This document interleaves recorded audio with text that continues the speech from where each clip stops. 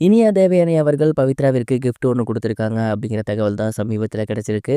அந்த ஒரு கிஃப்ட்ட பார்த்து பவித்ரா ரொம்பவே எமோஷனல் ஆகியிருக்காங்களாமா.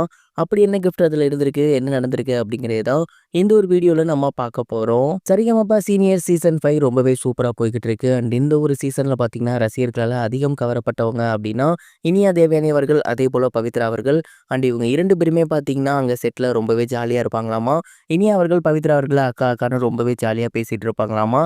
இது மட்டும் இல்லாம, சம்டைம்ஸ் வந்து பார்த்தீங்கன்னா, நீங்க என்ன பாட்டு எடுக்க போறீங்க? என்ன மாதிரி அதில ராகங்கள் இருக்கும்?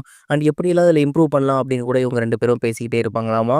ஒன்ஸ் பவித்ரா அக்கா அவங்களோட ஃபேமிலி விஷயங்கள்லாம் சொன்னதுக்கப்புறம், இனியா அவர்கள் ரொம்பவே எமோஷனல் ஆகியிருக்காங்க.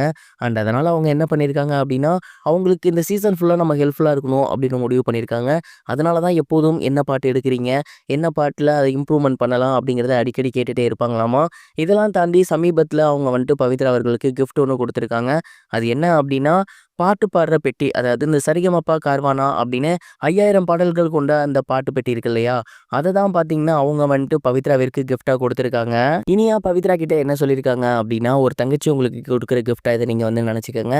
அதே மாரி இந்த ஒரு பாட்டு பெட்டியில பார்த்தீங்கன்னா, கிட்டத்தட்ட 5000 பாடல்களுக்கு மேல இருக்கு. பக்தி பாடல்கள், பழைய பாடல்கள், புது பாடல்கள் அப்படின்னு ஏகப்பட்ட விஷயங்கள் இருக்கு. அதேபோல பார்த்தீங்கன்னா, இதில வந்து நெறைய ராகங்கள் கொண்ட இசைலாம் இருக்கு. கர்நாடிக் மியூசிக்லாம் இருக்கு. இத நீங்க வந்து ரெகுலரா கேட்டுக்கிட்டே இருங்க.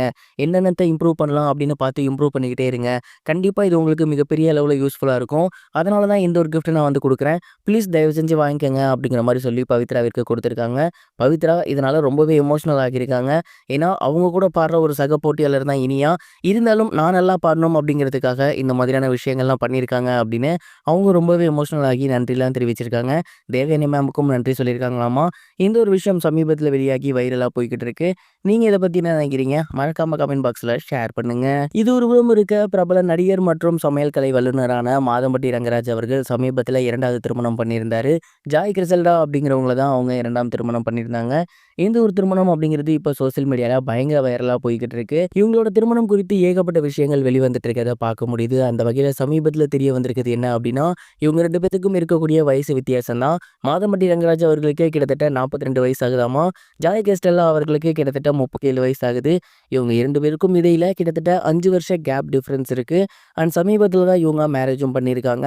ஆனா, இப்ப வந்துட்டு இருக்க தகவல் என்ன அப்படின்னா, 2வது மனைவி கூடயுமே மாதம்பட்டி ரங்கராஜ் அவர்கள் சண்டையில இருக்காரு அப்படின்னும், கிட்டத்தட்ட 6 மாச காலமா பிரிவுல தான் இருக்காங்க. வேணும்னே தான் இவங்க வந்து போஸ்ட்லாம் போட்டுட்டு இருக்காங்க அடுத்தடுத்து அப்படிங்கிற மாதிரியான டாக்ஸும் போய்க்கிட்டு இருக்கு. எது உண்மை அப்படிங்கிறத மாதம்பட்டி ரங்கராஜ் அவர்களே அவரோட சோசியல் மீடியா பேஜ்ல ஒரு அறிக்கையாவோ, இல்ல வீடியோவோ வெளியிட்டா நல்லா இருக்கும்னு நான் நினைக்கிறேன். நீங்க இந்த ஒரு விஷயத்த பத்தி என்ன நினைக்கிறீங்க? இதையும் சேர்த்து கமெண்ட் பாக்ஸ்ல ஷேர் பண்ணுங்க. இதுவரைக்கும் கனெக்டிங் டிவிக்கு சப்ஸ்கிரைப் பண்ணனா மறக்காம சப்ஸ்கிரைப் பண்ணிக்கங்க. உடனடி அப்டேட்ஸ் பெறுவதற்கு நோட்டிஃபிகேஷன் பெல்லையும் கிளிக் பண்ணிக்கங்க.